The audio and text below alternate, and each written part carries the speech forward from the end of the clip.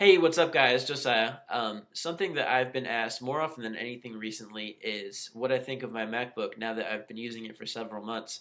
And I figured that rather than keep posting the same responses to each one of you, I would just make a video summing everything up about it. And I'm going to touch on quite a few things here. Some of them may feel like a little bit of a repeat from the initial reviews that I did of it. But in any case, I do hope this video is helpful to you, especially if you're thinking about buying a MacBook or if maybe you just want to learn a little bit more about the MacBook. So for those of you who don't know, I have the 2.4 gigahertz aluminum MacBook, which was released this past October.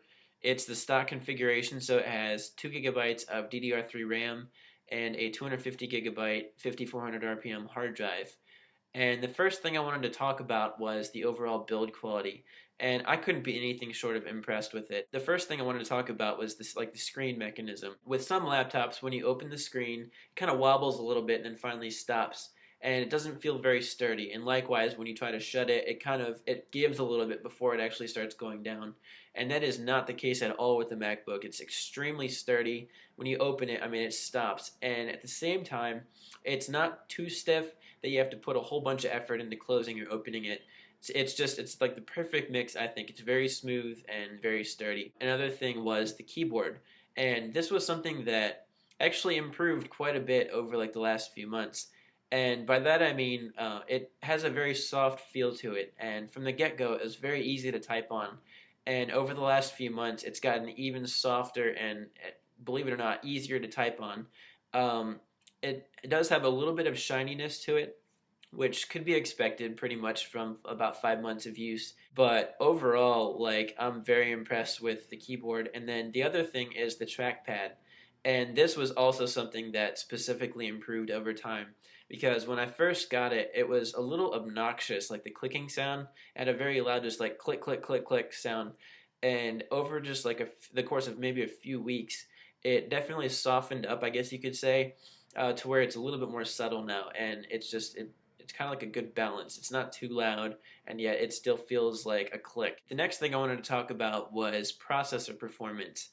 And for those of you who haven't seen my initial reviews of it, I'm extremely impressed with this computer's performance. It's easily my favorite computer right now. And yes, I've used more powerful computers and I've used computers with better graphics and higher screen resolutions and the whole list, the list goes on. But what I'm looking at here is the whole package. And the productivity software that goes with OS 10, along with a lot of the third-party stuff, it says a lot about this computer's performance because overall, like with audio encoding, I do quite a bit of CD importing and like batch encoding with like I have a lossless archive of music, and every once in a while I'll do like a batch encode to like a lossy format like AAC, and it's very impressive how quickly it's able to encode everything. Very reliable. The other thing is obviously like movie encoding because I'm using iMovie right now. Very impressed with it. This is something that improved a lot ever since QuickTime 7.6 came out. But nonetheless, the overall, I'm very impressed with the processor. Another thing was the graphics. I've been very impressed with it. As I mentioned in the other review, it still doesn't have the feel of a desktop graphics processor or a graphics card, but for being a graphics processor that's only 256 megabytes, very impressed with it. The graphics are still very smooth, and what little experience I've had with watching HD content, it's been very crisp and clear and smooth, and I don't have anything bad to say about it at all. And then another thing is the memory. And for those of you who may be wondering if 2 gigabytes is enough, honestly, like I have quite a few third-party apps that I use at the same time, and even with just running on battery, like I found that 2 gigabytes is more than adequate for just about anything that I throw at this computer. And I think maybe down the line as programs get a little bit more processor intensive, I may need to upgrade to 4 gigabytes, but as of right now, I'm still very impressed with just the 2 gigabytes that I have here. Couldn't be happier. Um, Another thing that I wanted to talk about is the screen. And obviously, it's a glass coated screen. So something that I'm sure a lot of you are kind of concerned about is the glare, like the reflectiveness of it. And to be honest, I usually don't have the screen up past about the half, like the halfway mark, about 50% of the maximum brightness. And I have had no issues at all with glare. I mean, I can see myself in the reflection, but it doesn't obstruct the work that I'm doing. So it's not obtrusive. I guess that's the word I'm looking for. And also, just overall, like the battery life along with the screen brightness. I've used like the old school displays that had like the I forget what the technology is, but it wasn't LED backlit. It seemed like it was very battery hungry, and whereas with this, it's very efficient. Even on half brightness setting, I found that the battery life is still a solid 4 to 5 hours. And then one other thing about the screen is the resolution, and it's 1280 by 800. And for some people, maybe that wouldn't be enough, but coming from my iMac, which had a 1680 by 1050 screen, I haven't had any issues at all with like the screen being too cramped or not having enough room for all the apps that I have open.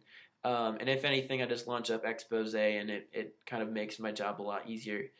So overall, the screen, I'm very happy with it. Haven't had it I mean, I've had the occasional when it's too bright out.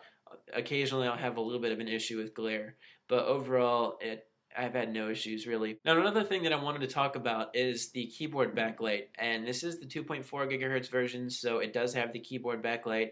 And this was something I didn't really use a whole lot when I first used it, and then over like the last few months, I've been using it actually quite a bit, and I've found it to be very good.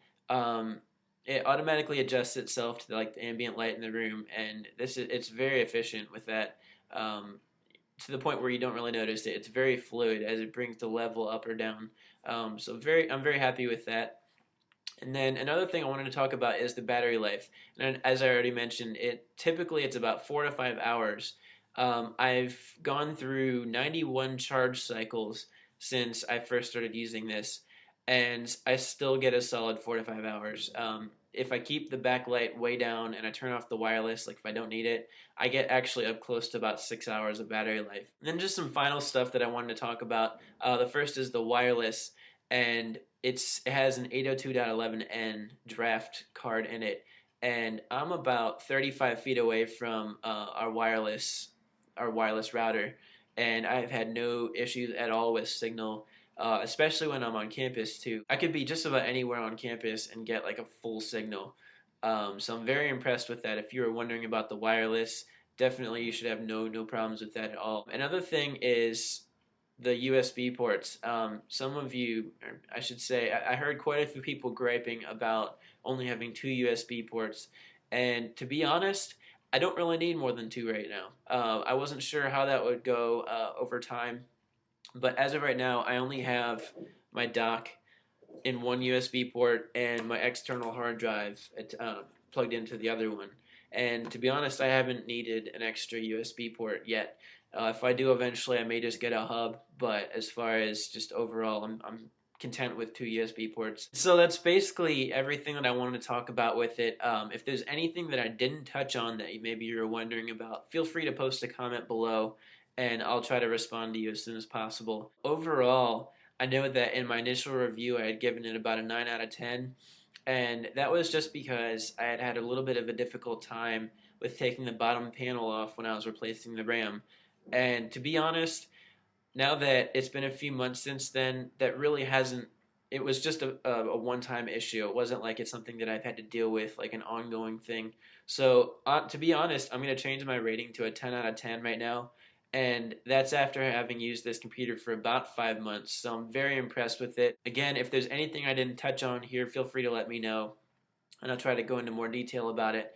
But for the time being, I wanted to at least get this update out, let you guys know what I thought about it. So again, I do hope this video was helpful to you guys, and feel free to let me know if you have any questions at all. So with that said, hope you guys enjoyed the video, and I will talk to you guys soon.